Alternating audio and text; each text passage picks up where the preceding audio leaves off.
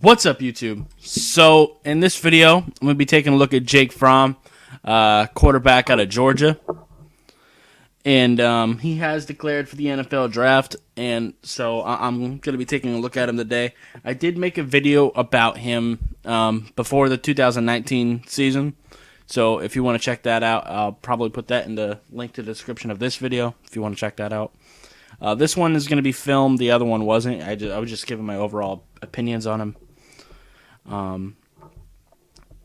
And to be honest, he did look a little bit better last year.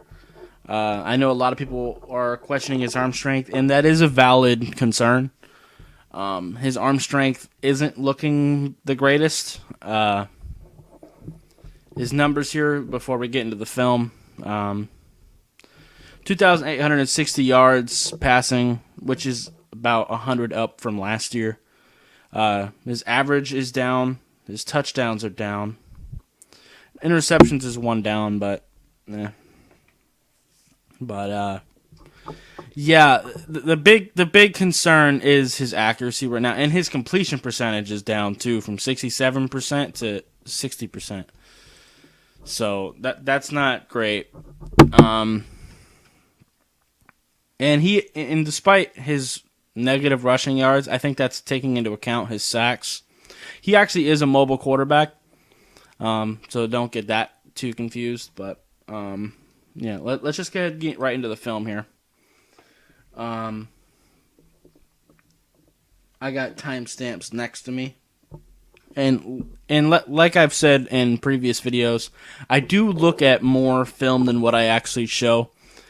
But if I showed you literally every game that I watched on him, we'd be here for hours. So I'm just gonna show you some plays from this game against Florida to kind of give you my general thoughts on him and show my work a little bit, like you learned in math class. But this right here is most people's concerns. This is arm strength right here. Now, this receiver has so much leverage in space. If Jake Fromm can get this over these two defenders to his receiver, this is possibly a touchdown. But he ends up underthrowing it and ends up going right into the defender's hands. Now, the defender doesn't end up actually catching this. But as far as Jake Fromm's point of view, that's basically an interception to me. The end result doesn't matter, but he still made the bad throw. And also kind of bad decision, too, because he was in double coverage. But a good throw could have beat this easily. So, yeah, right there is the majority of people's concerns, is his arm strength. Let me move to the next timestamp. Right here. This will show off a little bit of his athleticism here. Like I said, he's not super athletic, but he can definitely get you some first downs, buy you a little bit of time in the pocket, that type of thing, which is valuable. In the modern day NFL, I don't think you're allowed to really be a statue back there anymore. So that's good. And occasionally you could probably sneak in a read option, just to keep the defense honest a little bit. Okay. Now this is more of a subtle thing. Let the play go. Show the completion. The completion's not much. It was a simple comeback route. But what I do like from this play is look at his eyes. He starts off looking this direction. Looks like he's looking at the running back and possibly this receiver here. He doesn't like those options, so he's going to work his way across the field and fire. Now, that might not look like a big deal, but in college it kind of is, because there are a lot of college teams that don't let their quarterbacks read the whole field. They either only give them one route that they're allowed to throw to, or they only let them read half the field.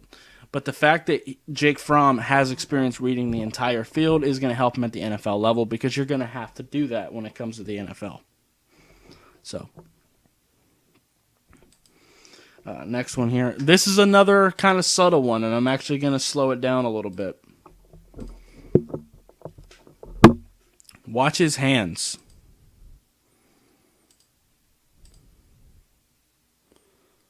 You see that? If you don't know what I'm talking about, look at how many times how long it takes for him to find the laces and find a good grip on this ball. And that raises questions for me because, this isn't even the worst case I've seen from him. There are times where it takes him absolutely forever to find the laces. This was just one example, and, this was zoomed up so you could see it better.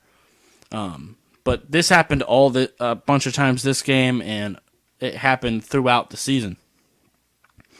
And this raises questions. Maybe he has, something wrong with his throwing hand or something like that. And that also could be throwing off his accuracy and power, because I thought he had better arm strength last year. But I don't know. I actually didn't even catch this at first. But it just takes him a while. Right now, already, you should be kind of ready to throw this ball, but he's still trying to find the laces. So, yeah, that has to improve as well. Whatever the case may be, whether his hand's injured or not, that has to improve. I guess I can show the result of this play.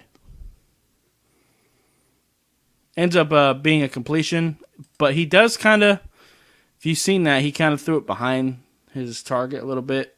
He didn't really lead him. But that kind of shows little bits of questions of his accuracy, too. And his ball placement isn't great. Even if he hits the receiver, he needs to do better at placing the ball where in the best possible place to either make sure the defender can't get it or ensure that your receiver is going to catch it in front of him so he can get some yak. But, yeah. Anyway, let me go to the next timestamp, which is actually up here at 7:12. There it is. Okay.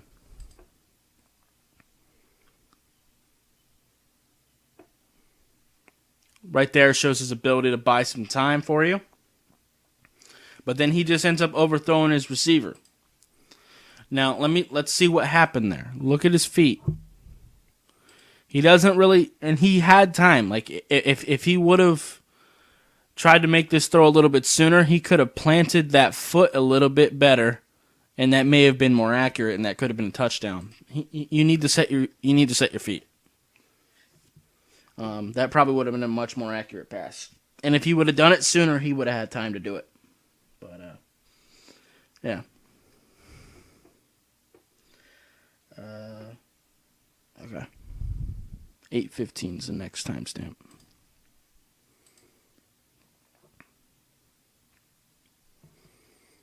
This throw is just kind of impressive to me. I know that doesn't look accurate. It wasn't, all things considered, but if you just look at his body position, that's practically throwing off of his back foot, and the fact that he was still in kind of going the opposite direction. He kind of had to throw across his body a little bit. And also, that's another example right there, too, of him reading the field. Because he starts off looking this direction. He probably could have fired it to this receiver. Is that a comeback route? Yeah, he could have hit him. But it was a curl. But still, he ends up throwing an accurate ball off his back foot. Wouldn't recommend doing that, especially when you're up 13-3. Like that on first down. But, yeah. That's another thing, too. He makes some weird decisions sometimes like that, too. I'll talk about that, actually, in a little bit. There's a play that's, really, really weird, and I'll get to that after this next one. But, first, like I've mentioned before, his arm strength is a major concern. But Joe Montana said at one point, how many throws do you really take in an NFL game that's over 40 yards? And, right here.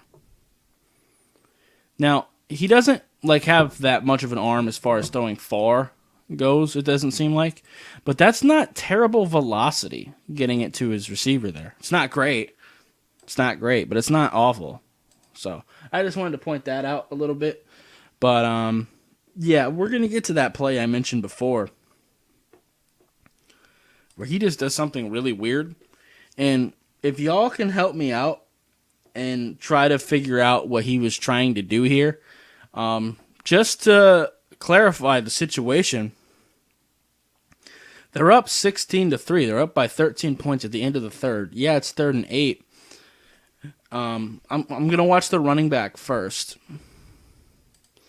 Notice that it looks like the running back is running a route here, but he sees that Jake Fromm is in trouble, so he's gonna move out. It's scramble drill right now. He's just trying to get open, and Jake Fromm could have thrown it to him. And I suspect that that's what led to him making the decision that he eventually makes. He crosses the line of scrimmage and decides to just throw a lateral to him. And he ends up getting about as far as Jake Fromm already had gotten to. I don't understand why you would do that. Like, maybe if this was like desperate mode situation, I might be able to make sense of it, but they're up by 13 points at the end of the third. I don't understand that play. If y'all can make sense of that, let me know. And that's not a speed option. It's not, because the running back was running a route. He wasn't in the backfield or anything like that. So I don't know what that was. And Jake Fromm was scrambling. He wasn't. That didn't look like a designed run. So, yeah. This is actually the last play I'm going to show you, because I want to leave it off on a good note, not that weird-ass thing that just happened. Actually, there's some negatives here, too. It's first down. He could have gotten into his running back Swift down at the bottom of the screen. But the pressure ends up getting there, and he's able to at least get back past the line of scrimmage and pick up some yards on first down. So he turns a very negative play into a positive play. And honestly, I mentioned the running back earlier, but to be fair, if he would have thrown it to Swift, Swift was probably going to get leveled, because he's got a defender right here. He probably would have gotten rocked. But, yeah, just wanted to mention that and leave it off on a better note. But, yeah, overall, my opinions on Jake Fromm, like I said, his arm strength is a question. His accuracy and decision-making needs to improve a little bit. His mechanics are okay, but he needs to set his feet consistently. He can throw on the move a little bit. I do have questions if he has a hand injury or not. Ball placement should improve. Also, he didn't really do it this game, but he does have a tendency to like run people over too sometimes when he's running. And in the right situation, I don't mind that. Like if you're down in the fourth quarter or something like that in clutch situations, I'm okay with that. However, if it's like the middle of the first and you're up, don't do that. Don't be running people over. The reason I say that, like if you're a running back, go ahead and do that. But for a quarterback, it's not worth the injury risk, man. It's really not. But overall, I do think this guy's draft stock has fallen. As far as where he'll actually be drafted, who knows? I'm not in those locker rooms being able to make those types of decisions. But I wouldn't draft him day one. Maybe not even day two. I'd probably be looking, well, maybe day two, because I'd say third round, maybe early fourth is probably where I'd be looking at Jake Fromm, because I think he would be more of a developmental player. I'd probably want to sit him a little bit. His arm strength's not great. Maybe if you can, his mechanics are okay, but they're not great. If you can kind of work on those mechanics a little better, he might be able to improve his arm strength a bit and improve his accuracy and decision making. He might not be a terrible quarterback, but there's definitely a lot of guys better than him. So there's that. Yeah. Anyway, that's going to be it for this video. If you liked it, I'd appreciate you hitting that like button. If you have any questions or comments, leave in the comments down below. Subscribe if you haven't already, and I'll see you next time. Bye, guys.